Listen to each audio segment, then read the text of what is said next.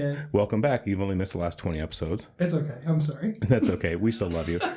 And I'm also joined by a very, very special guest of mine and another daughter, Brit Ort. Hi, Brit. Hello. How are you? I'm all right.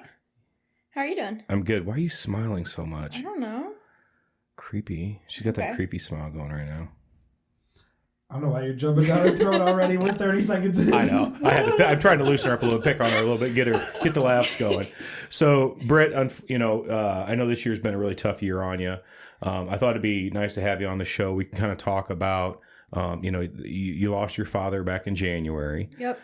And, I know, man, that's tough, especially at your age because you're 18, right? Just turned 18. Just turned, yeah.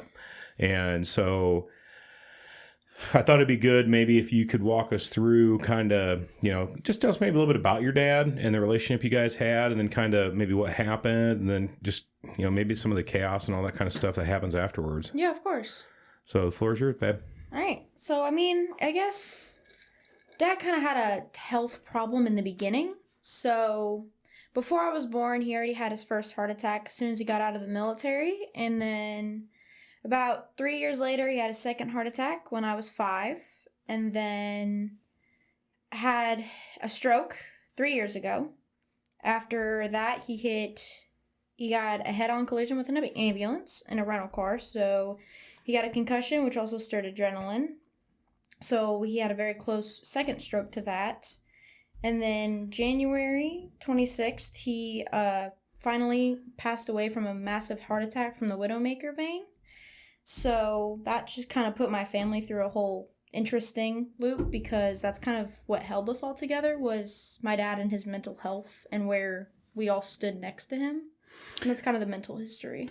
So, but we talk about your relationship a little bit. Tell us a little bit more about your dad, like just kind of the kind of guy he was, and kind of like how you and him blended and jived and all that kind of stuff. Of course. So my dad he works for a federal prison. He was a correctional officer. And then him and my dad divorced probably, about 5-6 years ago. So then once they finally divorced, he moved out to Bartonville.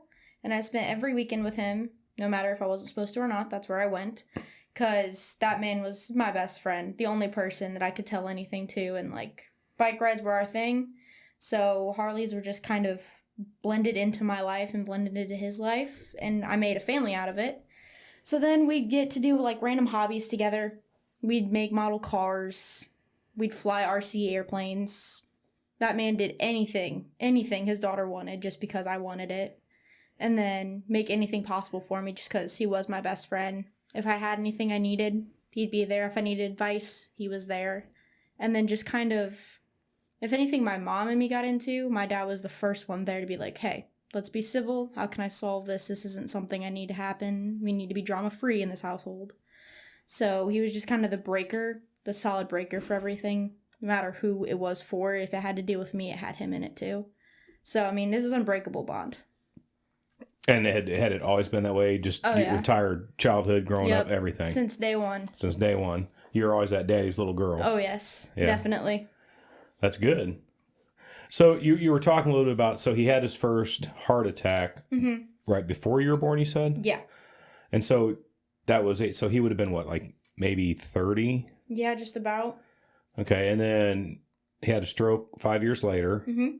And then he had another. He had a second heart attack 5 years later. Oh, second heart attack. Yep. And then the stroke after that. And then the stroke. And then the head-on collision. Which caused another stroke. Which almost caused another stroke. And then he had his massive heart attack. And then he had the widowmaker, right? Yes. Wow. And so he was 49 when he passed. Yep. And that was just this past January. Mm-hmm. And kind of leading up to that, did you guys kind of see he just didn't he was feeling good? He wasn't really himself? I wasn't. So the day that he got put into the hospital, I was at school and I was leaving school, packing my bag, getting ready to go over to his house to stay for the weekend, and my brother called me and was like, hey, where does Dad live? Where are you at? Is your car fixed? What's Dad's address? What's his car make and model? What's going on? And I was like, so I told him everything, and I said, where are you? And he said, meet me at OSF. I was like, okay, this isn't good. So I got there, and then the people wouldn't let me in, so I called him, and I was like, how is Dad doing? What happened? And he said that he was fine when he left in the morning, and then he called him when he got off work and said he said he wasn't feeling good, and that he wanted Chaz to come take him to the hospital because he didn't want to buy an ambulance. He was like, okay, I'll show up. And my dad fell asleep on the couch, so my brother woke him up, and he said his chest wasn't feeling good, and he felt like he might faint. So he was like, okay, we need to call the ambulance. Of course, my dad being my dad, insisted not to do that because it was too much of a waste and that we were going to drive.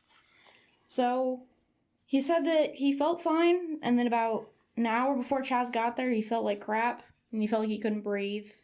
So then they were on the way to the hospital, and my brother was going 90 down a 55 area. So a cop pulled him over, and then my dad fainted in the passenger seat, and he wouldn't wake up, so my brother punched him in the chest and woke him up. And then the cop pulled him over and was like, hey, what's going on? He told him, and he followed him to OSF. And then we got there, and he immediately went into the emergency room, and it's about where it went from there. So in the emergency room, is your dad still awake, kind of lucid, or had he lost consciousness and never came out, or? He gained consciousness. They shocked him to wake him up, and then you hear him screaming, get the F off of me, what are you people doing, that hurt, don't do that again, type of thing. I can imagine that didn't feel great by any means, right? So, I mean, I could hear him in the other room once we all got upstairs. I could hear him screaming, and I was like, is that my dad? And they're like, yeah, he doesn't like being shocked. And I said, no, really. Go figure. Yeah. Who would have thought that? So he was awake, and then once he had gotten awake and sedated, they took him into surgery, and that was about the last time he was awake. Like, and fully awake. And what were they trying to do in the surgery? Were they doing a bypass, or did they say what they were doing? Okay, so they're trying to go and do emergency bypass surgery. Gotcha. And so then going into surgery, did you get to see him before he went in? No. So this whole time, you didn't get to see him at all when he was in there? Wow. I sat in the, little lobby waiting area until he was in his room and sedated. Up in the ICU. Not ICU. Is that ICU? Yeah. Yeah. Up in the ICU unit, yep. And so that's when you finally got to see him, and then he was sedated, wasn't awake, and that was after the surgery, right? And did they say how they thought things went? They said that the bypass was successful, but they weren't sure how long it would hold. So then they went in and they gave him another surgery that they gave him a pacemaker. Oh, okay. But he kept moving around and moving the pacemaker while he was sedated. So then he messed up the pacemaker and the vein it was going towards or something. So they had to go and give him another one, doing another surgery on that one. And then he had finally come back. That was the last time he had gone into surgery. And so after that last surgery, then he just kind of just passed away in his sleep. And he had woken up once or twice because it was a span of 3 days that I was in the hospital with him. Oh, okay. Yeah. The 24th, 25th, and 26th. So the 24th was the whole surgery day, and then I stayed the night there. And then the 25th, once everyone got there, he had woken up, and he kept freaking out. His heart rate kept raising every time, my aunt would walk in the room because he hates her. So, it would speed up a little bit. So that was not a good thing. Yeah. Yeah, okay. So then we'd, kick certain people out if his heart rate went too fast. Well. So then they'd always call me in there, and it would always calm down. And then he had finally woken up for something. He had to get moved for something. And he'd woken up, and he wanted me and Chaz in the room. And he gave me his rings, because he's take these off, because these nurses are going to take them, and that's not happening, so take these off of me. And I was like, okay, fair enough. I got that. So you did get to talk to him. Yes. Okay, that's good. So I took all of his rings off him, and I said, I got him. We're good. Everything's fine.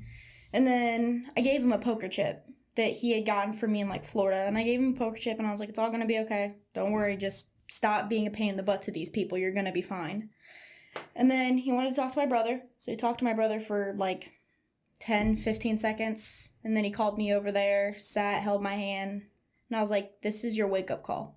You need to stop doing what you're doing, start taking your pills, because I don't know where this goes from here. And of course, I got emotional, whatever. And then he told me that nothing's going to happen, that it's going to be fine, that he loved me, and that everything was going to be okay, and I just needed to breathe. And that was the last time I talked to him, before he was fully sedated. Gotcha. And then after that, how long was it before he had passed? I talked to him about 2 o'clock on the 25th in the afternoon, and then he passed away around, I think, 2:16, the 26th at 2:16 a.m. So it was early in the morning. And we were all there. You're all there. Yep. Then they pulled us into a room and were like, hey, this is the rundown. And I was like, I know what this room is for, and I don't want to be in here. So they pulled all the family members, told them that if he was going to survive, he was going to live pretty much off of a mechanical heart. Couldn't ride his bike, couldn't go to work, couldn't do anything. And I looked at my brother, I was like, he's not going to be happy. And he's going to hate us if he can't go to work and he can't ride his Harley. He's going to hate us for this. Mm-hmm. And then they told us he's going to be on bed rest. And then my family just kind of came to the conclusion, if he can't live his life where he wants to live it, then it's not happy for him. And I can't have my dad suffering longer than he is. Right. So we all decided that it was time. So during that time when you were up there with him, Mm-hmm. when he first goes in there and you didn't get a chance to see him and then you finally did and all that, how are you? What was your...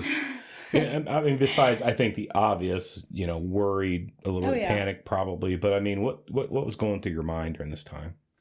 Honestly, because I knew after the stroke, like the doctors had always talked to me and said, if he has another heart attack, he's not going to make it. So as soon as I found out what happened, it was just kind of already instinctively in my head that he's strong, he's hard-headed, but this might be the end of it. But I, tried keeping high hopes, like it's going to be fine, it's going to work out, everything's going to be okay past this point. And then the further the days went on, the further I went with no sleep. The more I started to realize, like, if this doesn't work, I'm not going to have a graduation. He's not going to be there for prom. The important things that I hadn't even come across yet, like grandkids or anything like that. So that more or less just stayed in my mind the whole time and just wanted everyone that he wanted to see was there, that he could say goodbye to. Just even though he wasn't awake, that his friends cared about him, that he was there. Was there a moment during that time that you maybe thought, yep, I know that he ain't coming out of this? I'd probably say when I stayed the night the first night, he had woken up and the doctors were in there giving him checking his vitals. And I'd woken up and I was like, how's it going? Like, what's going on? And then I wasn't technically allowed to stay there because I wasn't old enough yet to stay there by myself. And then the nurse made an exception and was like, I see you're his daughter and I see you're not leaving and I can't make you leave, so you can stay. So I stayed there. Like there was really much of an option there, right? Right. But thank you for admitting that. Right. There's no way I was leaving. So the doctor was like, I'm not really sure. And I said, what does that mean? And they started checking everything else. And because of the pacemaker, all of his other organs kind of started to fail and weren't giving enough blood or oxygen to each other. So as soon as he said that, and I was like, so every other organ's failing besides his heart and his brain. And they're like, yeah, it's pretty much what it's looking like. And I was like, great. And that was kind of the moment I knew that no one else in my family knew yet but me, that this isn't going to go anywhere. So that was like your shit. Yep. This is not where I thought we were going to be going. Yeah. Complete plot twist on my heart because... Just 180 degrees. Just, yeah, totally not where you think you're going. Oh. So did you find yourself thinking about it differently? Like when you had that moment and then going forward the rest of the time you were up there with him, did you kind of... I don't know. I'm not sure what I'm trying to say. And maybe thinking back to when we went through with Nick. I know for me there's a point where I started trying to get myself a little bit hardened to what was coming. Does that kind of make sense? Yeah. And I mean... The rest of my family did, but not really me. No. I was still like, it's going to be fine. It's going to be okay. He's my dad. He's got this. But I mean, the further the night went on, it just kind of... So you kind of really try to hold on to that hope and just, you're like, look, I don't believe this. I don't, Dad is, he's too damn stubborn for this nonsense. He ain't going to let this fly, right? Right. Yeah, I can relate to that when we were in the hospital with Nick. Just the... hoping not wanting to give in to that thought that this is the end, but you can only hope. Right. Well, I mean, let's think about it. That's all we have at that point, yeah, right? Exactly. Yeah. I also think it's kind of funny. Pull your mic up a little bit more toward you. Like this? Yeah. Like that? No, that's worse. Hello. There, that's better right there. Okay. Yeah, there we go. Sorry. I also think it's kind of funny. He really did not want to be shocked. It sounds like that pacemaker. That pissed him off. He moved it when he was sedated, and then the rest of his body was like, no, not happening. We know what this feels like. It ain't happening again. Yeah, he did. I love that. And now, get the fuck off me. Like, what are you doing? You're like, oh, so you just shocked my dad, huh? Yeah, he really doesn't care for that a whole lot. Just saying. And so that's a very, I didn't even connect that. That's a good point, though, with the pacemaker. He's like, no, you're not shocking me again. Yep. And I met your dad. I liked your dad, but you could tell that man he was stubborn. Oh yeah. You could tell he just had this mental strength. He's like, I ain't gonna do what I don't want to do. I'm only gonna do what I want to do, and ain't nobody gonna tell me any different. Yep. You know? I mean, the diabetes also helped with the stubbornness, because, Dad, you can't eat that. That's too much chocolate. Well, I don't care. Dad, you can't have that. That's not good for you. Well, I don't care. I'm going to live my life. So he had 2 strokes. Yep. 2 heart attacks. 2 heart attacks. And a stroke. And was diabetic. Mm-hmm. And he's just like, I'm going to do what I want. Well, you know what it sounds like to me? He just knew he was going to live his life, and that's just the way it was going to be. Yeah. Pretty much. No limits. Yeah. And I mean, technically, the way he always put it was, I've been dead on the table twice. If God really wants me dead, I'll be dead. So he was like, I'm gonna ride my Harley, I'm gonna do whatever I want, and then if I die, I die. But at least I died doing what I loved. So that's a pretty good point. Can't really argue with that. Right. I mean, you can't. I mean, I'm sure a million people are, yes, you can. You can do it. Okay, I get it. But yeah. I mean, like you said, listen, I know I'm on borrowed. It sounds like he knew he was on borrowed time, so he's going to live his life until that borrowed time was done. Right. Because there are some people out there that know that they're not going to live what I would say until later years in life. Mm-hmm. They know I'm not going to be here in the next 20 years. So whatever time I've got left, I'm going to have a hell of a good time doing it. Right. And, honestly, there's nothing wrong with that. It's really not. I think that's commendable in a lot of cases. Mm-hmm. Oh, yeah. I mean, you can live in fear, or you can live your life like every day's your last. Right. And have a good time. So he passed away, and you guys were all in the room. Mm-hmm. And did you guys know he was getting ready to pass, or was it just kind of... Well, the nurses came in, and it was me, my mother, his mom, so my grandma, my aunt, and my brother were the only ones in the room. And then my grandma, of course, was having a hard time because her child is passing before she is, which is always hard. Oh, of course. And then, so she held his hand for a little bit, tried talking to him, and then everyone just wanted Brittany and Chaz up front. Brittany and Chaz need to be by him. So Chaz is the one that signed the papers because he's next of kin. So Chaz handled all of that. When you say sign papers, is that talking... To be able to pull the plug, technically. Oh, okay, so take him off all the support and everything, and know what they call it, life-saving measure extraordinary. DNR? Well... You're talking about a DNR? Yeah, it could be a DNR or something like that. Yeah. Do not resuscitate order? Yeah. Yep. So once he signed that, I just kind of sat there, because they've had chairs out for us to kind of sit there, and I don't think any of us sat down. I just kind of stayed by him, and then the nurse just kind of looked at us, and he still had the little pump in his throat. Mm-hmm. And for some reason, I don't know what I thought, he was gonna wake up right before he dies and tell me something, but I was like, can you take that out? So I made her take it out, and then I made her pull the plug. Well, Chaz did, and then I kind of sat there and held his hand, and then you just heard the monitor go dead, and then I kind of felt the hand kind of loosen up a little bit, and I was like, and that's that. That's it. Yeah. And how did that, in that moment, what did you feel? Honestly, there's a different bond that someone can have with their parent that, someone watching from the sidelines wouldn't be able to understand. But, I mean, other people, yes, some kids are close with their parents, some kids don't really care, and they're like, I'm a teenager, I'm going to do what I want, screw you, bye. And they run away, and then there's me that was my best friend. That was the only person in my life I had that I could run to. So once he passed away, it was more or less a part of me just left with him, and that's going to be something I'll never be able to recover from, because there is no going, what I thought was there's no going up from here. And I always used to tell my friends, if my dad dies, guys, I'm done. I don't know what to go from here. I'm lost. So as soon as my friends found out, they're like, this is going to be bad. I was like, yeah, it is, because I don't know what to do from here. Yeah, it's kind of interesting because, that's a pretty profound statement. Mm-hmm. I don't know where to go from here. Right.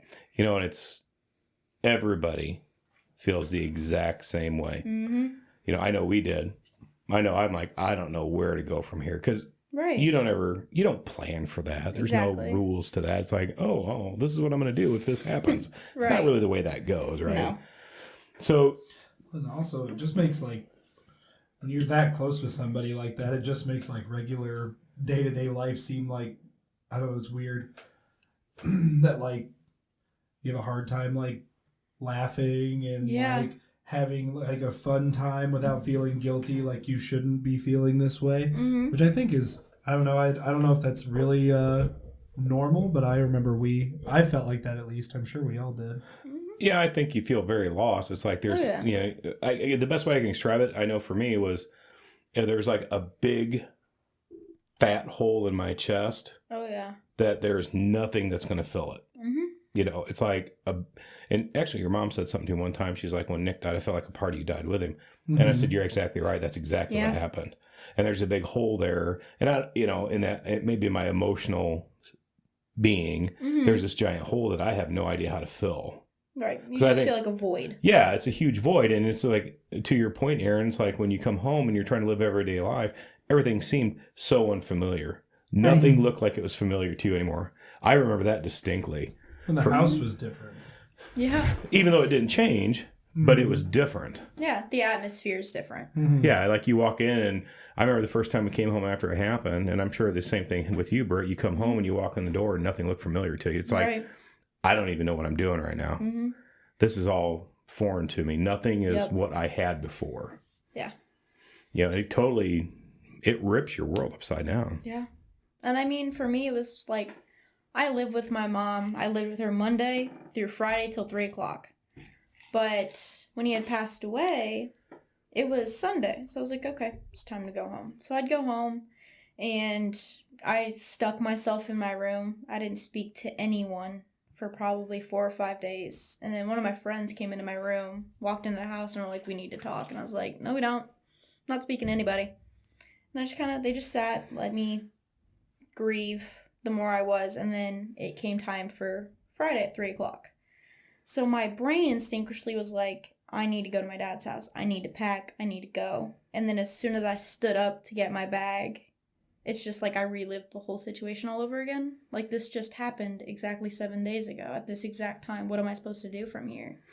Yeah, I'm not going to my dad's house. I'm not doing what I've always done. Right. And I'm not going to see him. He's not going to call me from work and be like, hey, dial this number. I'm on my way home. I'll see you soon. I didn't have that there. And it was just a missing piece that didn't fit.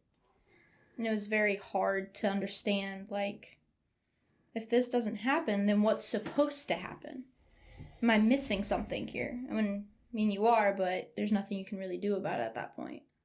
I think, right at that point, that's, is where we don't realize that what happens next, we get to define that. It takes a long time to get to that point where you feel like you can, or not even can, where you can even just try. Because I'm not sure how much control you have over that either, right? Right. You're going to try different things until you find something that just seems to be normal to you, so it doesn't feel as bad as what it's got going on right now. So you lock yourself in your room. You're not talking to anybody. Friends come over. They just sit with you, do your thing. First weekend, reality's still there, and it sucks. Bad. What did you do that first weekend? Did you just stay in your room? Did you try to get out and go do anything? Or No. No, you just locked yourself away and said, leave me alone. I mean, like, the first few days, I was really, like, just to give me something to do so I wasn't just grieving so hard, was everyone put me in charge of, like, the music, the pictures, everything for the visitation. And I was like, okay, get me busy, keep me focused on something. So, I mean, the first 3 days, that's all I did. I made sure pictures were in picture frames, the music were in the exact albums, this is what song's going to play when. All that, got, like, a preacher coordinated and everything to come. And then once that was kind of over, I just kind of had to sit in my room because now I have picture frames everywhere of my dad and me. And then songs playing of me and my dad that I had made. And it just kind of, it felt like a big dark hole that I was putting myself in because they asked me to do this. Yeah. Yeah. I did the playlist for Nick's visitation, and I remember going through that process, but also putting yourself in those dark holes, those sad situations. That's another thing that I can definitely relate to, where I mean, you've said it before. There's times you just want to feel as sad as you can, just because you think you should. Yeah, I couldn't hurt enough. There's times I was like, I'm going to drink myself and just, Yep. I'm going to make sure I can hurt as hard and as much as I can, because there just isn't going to be enough hurt right now. Right. And whatever infinite wisdom that is, sometimes I'm thinking that's going to help things. Yeah, clearly that's not the case, but so going, Aaron, take over for a minute. I got work. Oh, okay. This might just be edited out. I'm just going to let you know. You guys just talk. I got work call. I say, I'm following your lead here, bud. No. So is that something like you still like find yourself doing now sometimes? I mean, yeah, like it happened in January, and then I think the closer and closer I get to like graduation, the closer I get to prom, and then it's November, it's about to be January, and just like sometimes I'll randomly sit in my room and be like, oh my God, it's about to be a year from now, and even some days it feels like it happened yesterday. Yeah. So I can just sit in my room, and then, I mean, I have a breakdown, maybe once or twice a week, just because it just gets closer and closer, like it just happened. Right. That's that first anniversary is really hard. Mm-hmm. That's a hard one to go through. And then, well, this is a lot of like firsts for you then all year then, huh? Mm-hmm. It happened in January, so you're getting all the holidays and everything all at once. That's a hard time to deal with. Yeah.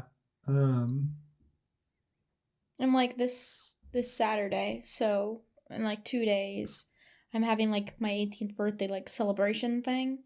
Yeah. And all of my dad's best friends are coming that he used to ride with. So like my old family that they've grown up with my dad since like freshman year in high school. Mm-hmm. And they're all coming, and they always text me like, hey, your dad's so proud of you. Like, I can't believe you're going to be 18. We're going to be there for you every step of the way. And then just kind of to have both like my real family and my dad's family there. Yeah. It's going to tear me, and I know it, just because someone's going to say something on my 18th birthday, and I'll be like, oh God, didn't have to say that one, but it's going to happen. You just got to hopefully try to prepare for it. You never know, though. People throw you for a loop. That's for sure.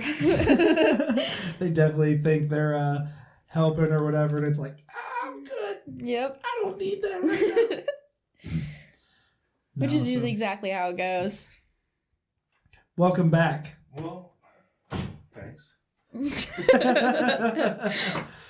My Canadian site called me. I had to take the phone call. Sorry about that.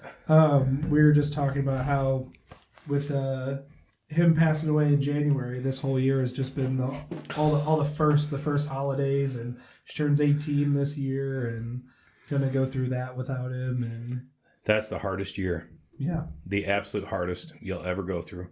Yeah. Every year after that won't seem as hard. I'm not saying it won't be hard, Right. but it will not seem as hard. The first is the worst. Yeah.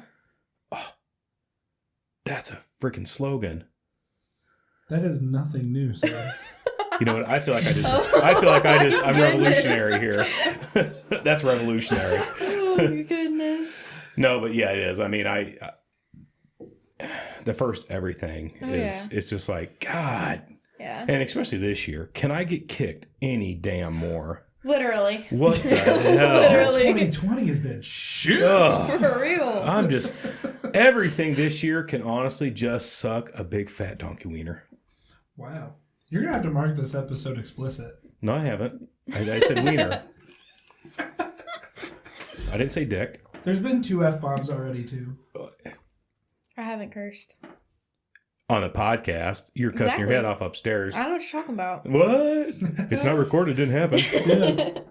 There's no record. Exactly. So, what was the first you had this year?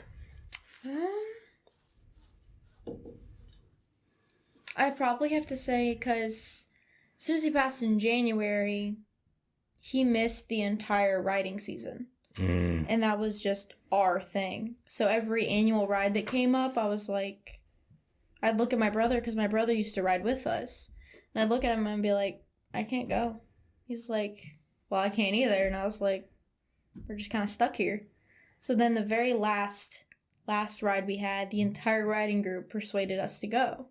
I was like, okay. And then my brother surprised me and he got on my dad's bike and came down to the house and he's like, we're taking this. And I was like, okay, I'm going to cry, but okay, let's do it. So that was definitely a big, big first for me. So you guys went on that ride. Great time. I'm sure you had a fantastic time.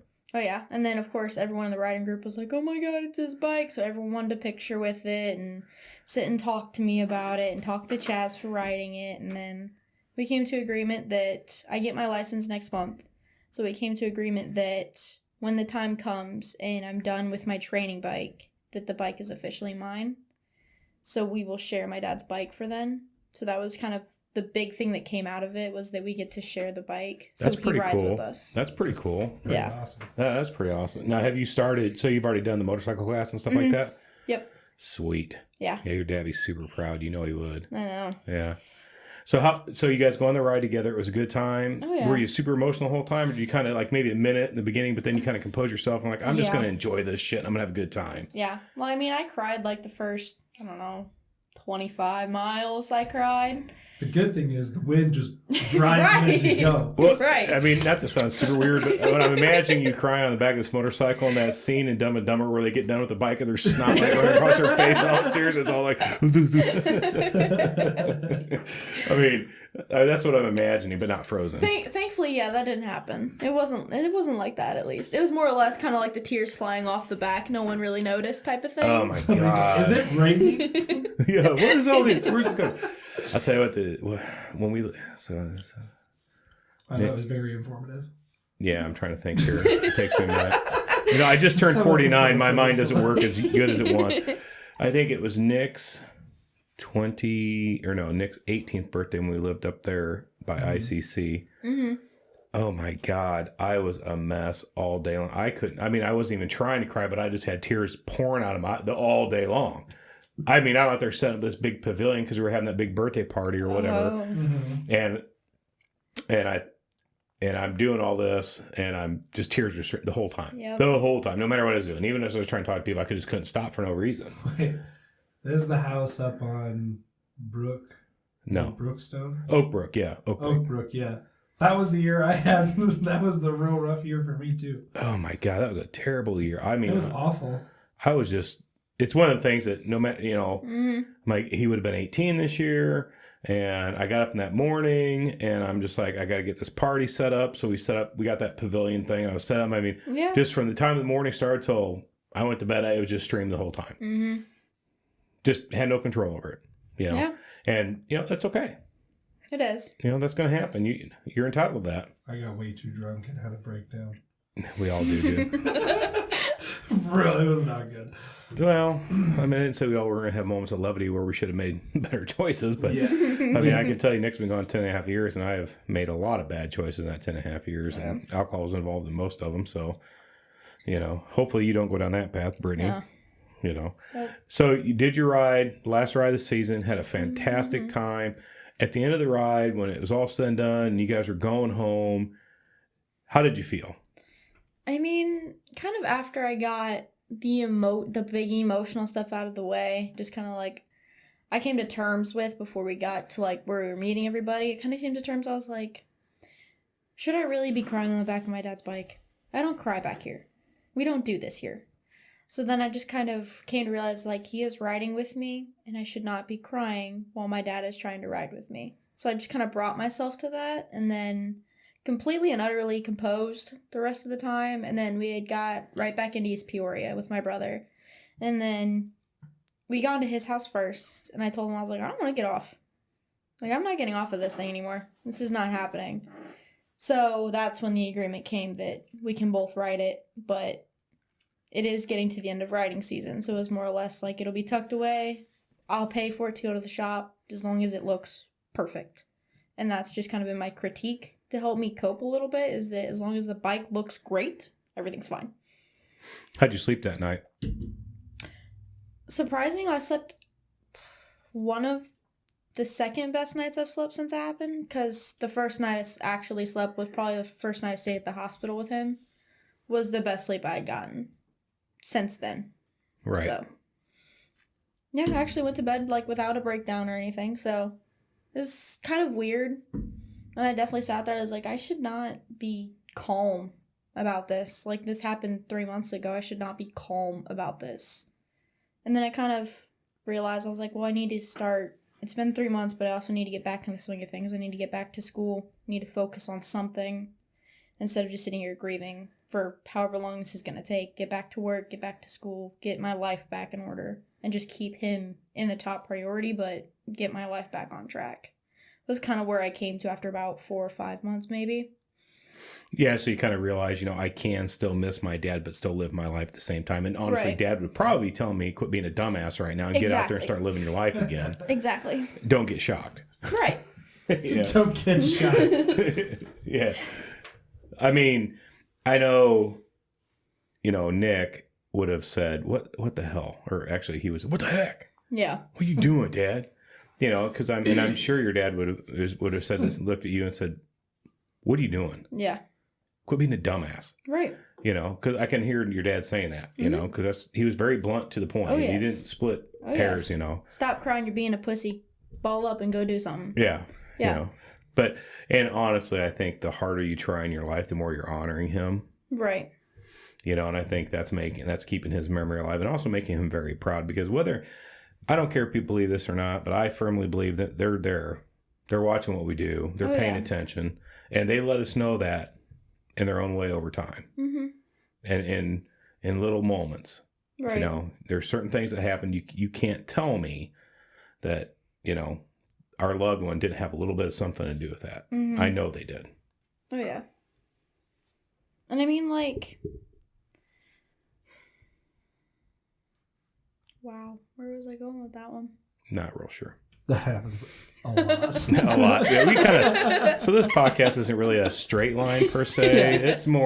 It's zigzags all over, but that's okay. That's what it's supposed to be. Fair enough. So since that ride, can you kind of let us know, or maybe talk through some of the things when you kind of decided yourself after that ride, you said, hey, I got to start living my life. I can't just keep sitting here wallowing in this.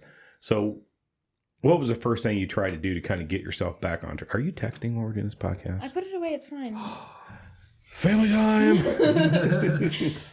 The first thing I did was I got my job back. Was the first thing that kind of happened. They're like, well, you need to get back out of the house. You've been cooped up way too long. You need to start doing something. So my friends would kind of try to drag me outside. Wouldn't get them very far, but they try to drag me outside, and then I got a job, went back to school, kind of tried my best to reason with my teachers. Hey, I don't exactly know what's going on. I've kind of missed 2 weeks, but I'm working on it. So it was kind of the first thing was just kind of what is a priority, what needs to get done. So he doesn't look at me like I'm stupid from up there and being like, yo, what are you doing? So. Did you feel overwhelmed when you decided, I'm going to get back into this, I'm going to jump into this? Does it kind of feel overwhelming at first? Definitely. And then, I used to think that people were stupid at school, and, my counselors and stuff, I used to think they were stupid when they said, it gets better over time. I used to really think they were stupid, and then the further and further school got into it, I was like, okay, well, I'm going to start EMT class. I think I'm going to be an EMT. And then I'd always sit back and I want to make him proud of me no matter what it is. So once I discovered that, I was like, it's a lot less overwhelming. Once I'm back on track and I know that I want to make him proud and this is how I'm going to do it, it got a little bit easier, and that time actually does heal over time. Not as much as you think it will, but it does. Because you start to actually focus back on what's happening. I don't know if I don't know if healing is maybe the right word, or it just we learn how to live with it better every day. Because I don't know if the loss ever feels less. I just feel more comfortable with it. And not even comfortable in a way like I'm accepting it, but just I know how to live with it now. Right. Because it never leaves your mind. No, oh God, no. No, I can tell you there isn't a day that goes by I don't think about Nicholas. Right. Are you there? I'm here. I'm listening. You were totally in zone mode on that. I'm listening. On that sensory bottle right there. I was looking at the Truly. Oh. Are you seriously reading the ingredients? No. No, They're he's on literally this just side. staring at it. I was listening. I was in the zone. But no, I do think that. Are you texting again? I was just looking. I've gotten 6 missed phone calls during this, so I was a little confused. Is there anything you need to take? No. Okay. No, I think that, you learn to live with it. It doesn't feel any better. No. You still miss the crap out of them, but yeah. and you wish they could be here. But I think to your point, you've got some drive now. It's like, I know I'm going to do this because I want this, and this is how I'm going to continue to honor them, right? Because this would make them very proud of what I do, Right. The only advice I'd have for you is don't forget about making yourself proud of yourself too. Right. That should be a motivation, but you're doing it for you too. Mm-hmm. Because that needs to be just as important. And that, I will tell you, from my own personal experience, is not easy to do. Yeah, no. I finished my degree not because I wanted to, but because I'm like, well, I'm this far into it. And I think Nick would tell me I'm stupid if I didn't, because I only had like 4 classes left. And I didn't do it for me at that point. I was just finishing it because I thought it would have been, Nick would be like, well, why don't you just finish? I had 4 left, Dad. But then I look back and I'm like, well, but I started the whole thing to do it for me. So don't cheat yourself out of feeling successful on your accomplishments. Of course. Do them for you and for him. Right. And I think he would tell you the same thing. Oh, definitely. Because your dad would be like, well, don't do it for me, dummy. Do it for you. Right. But Dad, I'm going to do it for you, so I want you to be proud of me. Right. But I think your dad is proud of you no matter what, because, you were his girl. Yeah. You guys are always out riding everywhere. Everywhere. Everywhere, every weekend. Yeah. All over the place. Yep. So I think that's great. So how's your life been since you've kind of got back to taking some ownership of it and you're kind of getting yourself in a direction again? I mean, like I was telling Aaron earlier, once or twice a week, or maybe once a week, I still have a breakdown. It definitely happens just because so many things can happen in even a week that you just want to sit down and you just want to tell them. Or tell them like, hey, you can't believe that this happened. Or, hey, I just aced this for the first time ever. Or, hey, I just got my EMT uniform. And there's always something. And eventually, at the end of the week, it just kind of adds up, I want to tell you so bad, but you're just not here for me to tell you. And all I have is pictures and stuff to look at. And that's all I have. So, I mean, yes, I still pursue on with everything I need to do. I put on that smile. I just go along with it because I know I have to live with it. But there's definitely just mental things that I still have to fight myself with. Because, I mean, I know you have to let yourself cry. You just have to let yourself be sometimes. But there's also just tucking that away while you need to focus on what you need to focus on and then deal with that after. Do you go see him at the cemetery? That's the other thing with grieving is we have his ashes. Okay. At the house. Yeah. Is that tough? Definitely. Father's Day was very, very hard with having the ashes, in the living room because it's a straight shot from my bedroom door. So, I mean, it's hard, and his flags are everywhere in my room. So, I mean, certain days, it's very hard. You just want to sit there and, hug him, but it's just there. Because the day my dad died, I talked to him, and he came to the house the day before, and he dropped off my car brakes. And he said, I'm going to do these tomorrow when I get off work. Just come and meet me at the house. And of course, I hugged him, told him I loved him, and I'd see him tomorrow. And that just kind of, the hug that happened is stuck with me. And that's what I want on certain weeks. And that's usually what causes me to spill out a little bit. It's because the ashes are there, and the hug I want isn't there. But he's here. But can you remember the hug he gave you? Definitely. Yeah, you should embrace that. Yeah. So, do you think you'll ever bury the ashes, or do you think you're going to keep them and just kind of always have them there with you? Or well, we've talked about it, and because I know that at some point me and my dad had talked about it that he wants them spread wherever he was happiest. So to me, that's somewhere like Psycho Silo, the bike bar that we always go to. My first everything happened there with him. My first time I got on a bike and all of that happened there. So we were thinking of maybe spreading him in the parking lot. And the people gave us permission and everything. And then, but I kind of stopped a few months before we did that. And I was like, we can't do that. I'm like, why not? I was like, I want my dad's ashes, and I want Chaz to hold them, or me hold them as I walk down the aisle, because he needs to be there. And I guess for me, that's just kind of like a symbolism of him being there, even though he's already there, but just kind of have the ashes there with me, and then figure out where we go after my wedding. It's just kind of how I plan on it happening. Are you getting married soon? No. Okay, good. No. I'm like, I know, I just looked at her hand. I was like, there's no ring on there. yes, wait a minute. There's a lot of work that has to happen before that, Brittany. Yeah. No, we got a whiles to go. But I get it. You know, you're like, I maybe after that, but I at least Right. want that symbolism of him there with me. It's going to give you kind of like that holistic feeling, right, during that day. Really? You were such a man that child. definitely Freak just accident. happened. And you got a boyfriend? Don't lie. I do. Are you guys getting married? I don't think so. You know, he's going to hear this and be like, what No, the? he's Don't you not. love me? No, he's not. He's not going to hear this? He's not. No, he's not. He's He's like, not. I'm not even going to tell him the name of the show. Right, exactly. he don't need to know nothing. Bingo. But you're texting him right now. What are you I doing? am, because he's freaking out because he doesn't know where I am, and I tried telling him. But it's fine. Weird. Calm down, dude. Recording a podcast. That's This is just serious a whole biz- other can of worms right there. This is serious business. We could almost have 50 hits this week. Almost. Almost. I'm hitting about 50 a week. That's good. Usually. Usually. Actually, I'm hitting about between 48 and 50 is usually where I land. So I'm like, well, at least 50 people care. Spread the word. Spread the word. Can you please let everybody know I'm here? I'd like to hit Joe Rogan and hit about 2 million a week. Man, I would quit working in a minute. Me too. God, he got like a $60 million deal with Spotify. I am super jealous. Yeah, now they're trying to ruin him though. It's like, Yeah, they're jerks. Stupids. stupid Spotify. Stupid spot. I might show up. Unless more you're going to than sponsor me and once you're not every- stupid. I might show up more than once every 20 episodes if we were making that kind of cake.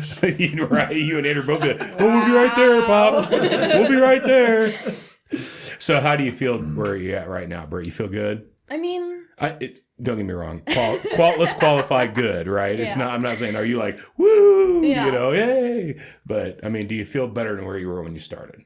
definitely. From where I started to where I am now, I can see in myself that I've made progress. And I mean, there are like still certain things that I go through that I don't see my family going through.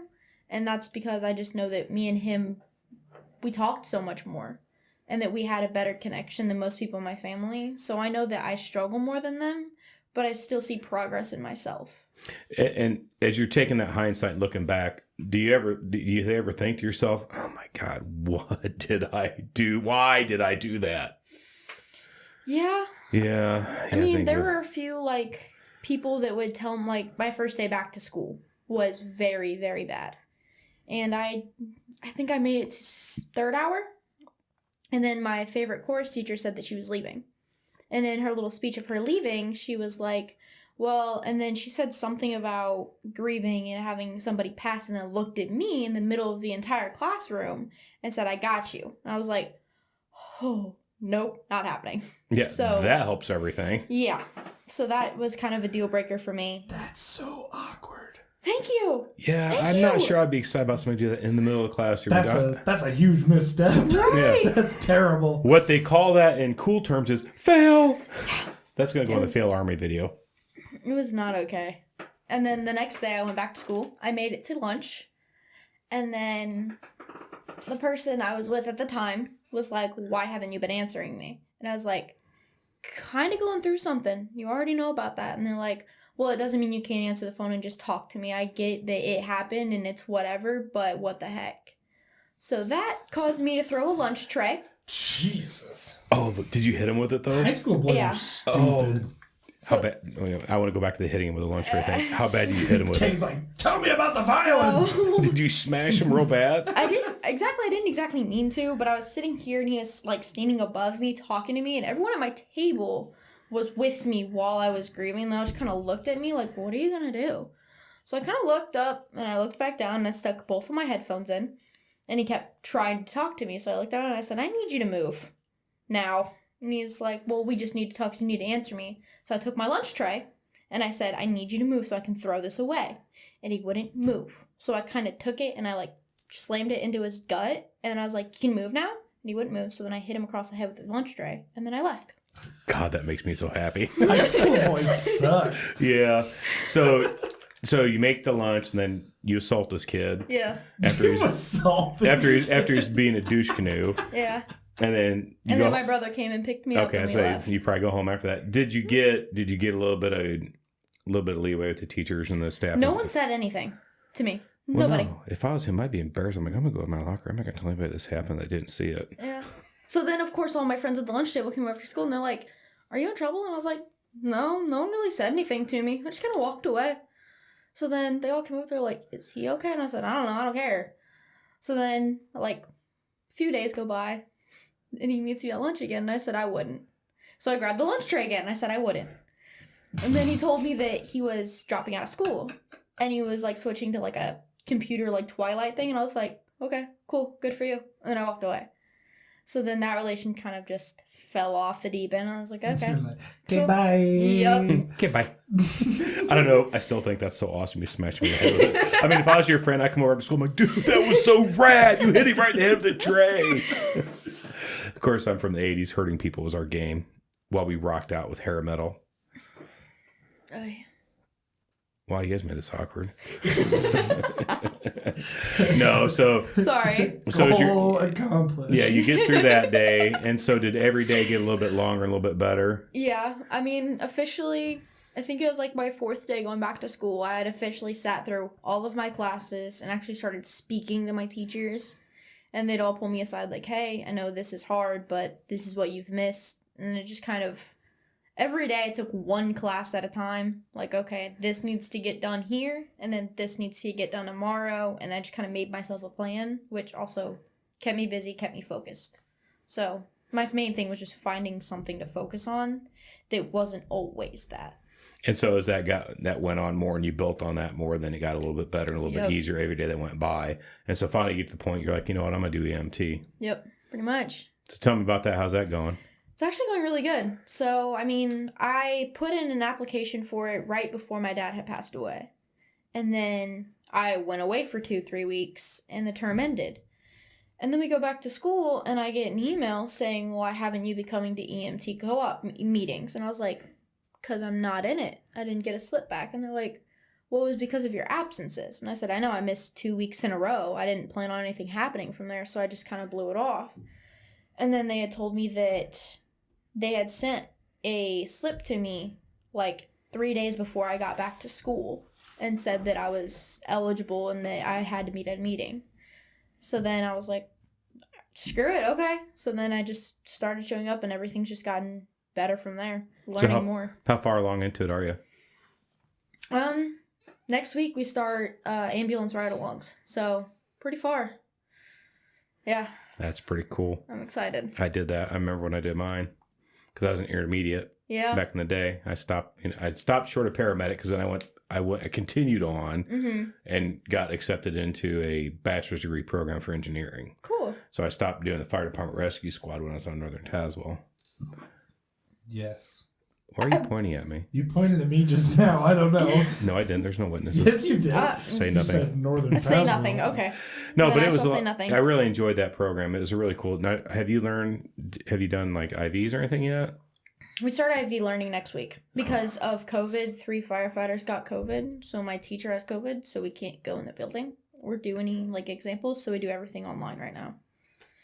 But yeah, we were in person. And then they got COVID. You can save lives being online. Well, like the rest of the department's fine. So everyone that was working that day, which was 6 people, have to quarantine. To go home. Yeah. Yeah. I'm so tired of COVID. I think we all are. Yeah. Stupid COVID. Stupid. How do you think your dad would have done with all this COVID craziness? I know how he would do, but I'll let you answer for me. I'm curious. I had that thought earlier. Why don't you tell us how your dad would do? Well, the thing is, with my dad working at the prison, is that he doesn't give a flying blank about anybody or anything that you can't tell him what to do. He's that type of person. So a mask wouldn't be a thing at all. No matter, like, Walmart, Thornton's, nothing. And he always got Thornton's Polar Pops and at Casey's. So I'm sure Casey was to have told him wear a mask, and he probably would have told him, hey, F you, I'm going to go get a drink and I'm going to leave. So I know that's how it would go in public. I'm not really sure how he'd handle it at work. Just because even at work, he still did what he wanted to, no matter what the lieutenant said, just because he had seniority. Yeah. So, very stubborn, screw you type of situation, I think. All right. Is exactly how it would go. Yeah, I was like, I know exactly what you're doing. But yeah, no, I ain't doing none of that nonsense. I don't know. We'll get through it. We always will. Oh, yeah. Time will tell. 2020. Oh my God, this is a year of suck it. This has totally been a terrible year. Oh, yeah. Freaking hate every minute of it. The election sucks. COVID sucks. Shutting everybody down sucks. What else sucks, Aaron? Throw something in there. Murder hornets. Oh, yeah. I forgot about the murder hornets. That miraculously never showed up. And then there was July's threat was man, bear, pig. Actually, they did show up, but they were able to capture them, and now they're working on exterminating them. Yeah. They captured the murder hormones. Yeah. They actually didn't trap one until, I think 2 months ago. They finally trapped a live one, and were able to figure out, how stuff to get about rid it. of them. Yep. Yeah. And then they just exterminated nests on the West Coast. Mm-hmm. West Coast. Well, okay. I'm going to laugh if they come back, though. So, 2021 could be fun, too. Oh, my God. It better be better than this crap year is. 2021. I mean, we have our government telling us, you better not have family gatherings in your house. If your neighbors see that you are, they're going to tell on you. 2021 flying bears. No, man, bear, pig. Half man, half bear, half pig. He's really on this man, bear, pig thing. I He can will tell. not You said let it go. twice. I have him in my garage. You have what in your garage? Man, bear, pig. A poster is what he has Thank you. of a weirdly photoshopped bear with man arms And a pig and face? I think a pig snout. Yes. Cute. Yeah. Cute. It's an amazing poster. And it's not a poster, it's a banner. Shut up. It is a poster.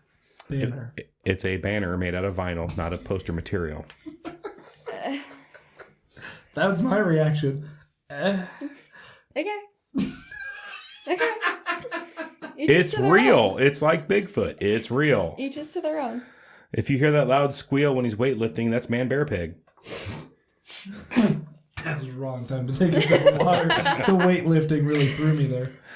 All right. So in all seriousness, Brittany, thank you for sharing your story. It was No problem. amazing. I appreciate your insight. Actually, I think you handled it extraordinarily well. Better than a lot of people could have. I can promise you that. I'm going to have to agree with that. You seem like you're mature beyond your age, and especially in handling this situation. Yeah, you came to that conclusion of I'm just not going to live like this anymore, and I'm going to start getting better way earlier than I did. Yeah. Yeah. And I'm supposed to be all grown up and shit.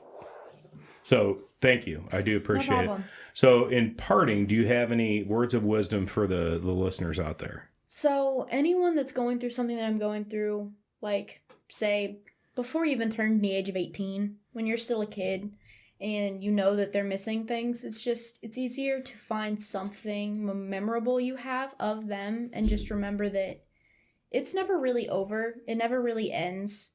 That there's always something to hold on to, and that even if you feel like you are alone, is that so many other people are sharing your story and you're not really alone. It's just you feel like it because that significant person isn't there anymore, but someone feels the same pain you're going through. I think that's about it. Yeah, the world's a lot smaller than we think. Yeah, definitely. Yeah, that's a very good point. Good for sharing that. Thank you. No problem. All right, everybody. So we're going to go ahead and sign off. It was an outstanding podcast this week. Thank you, Brittany, again for joining us. And thank you, AA Ron, for coming out and hanging out. It's only been 20 episodes or whatnot. It's fine. Try to make it more regular. Yeah, try to make it regular. But anyway, so everybody, if you're out there checking us out, you can check us out on Facebook on We All Grieve. If you want to send an email and just kind of, ask some questions or give us some recommendations of things you'd like to hear or improvements, you can check us out at weallgrieve@gmail.com. Send us an email and let us know what you think. We're on, I think, Instagram at We All Grieve. If you guys we need to get back into updating the Instagram, but yes. Yeah, I don't know how to do that, so I'll have to leave that to you. I have that. That's my job. I'm failing at it. Yeah, and then you can check us out on YouTube at We All Grieve. We got a YouTube channel. We post all our recordings there as well. And you can listen to us at any of your podcasting platforms. We're on Spotify. We're on Apple Podcasts, Stitcher. I mean, a ton of them. We're on I don't know, a bunch. Don't forget to review and subscribe on Apple iTunes. Yeah, review and subscribe on Apple iTunes. Or Apple Podcasts. Or Apple, iTunes ain't a thing anymore. Oh, it's gone. Yeah, Apple Podcasts. Subscribe. You can do the same thing on YouTube. Subscribe. Leave some comments. Leave some comments on our Facebook page, Instagram, whatever you got. Love to hear from you guys. Again, thank you all so much for listening. And until next time, peace.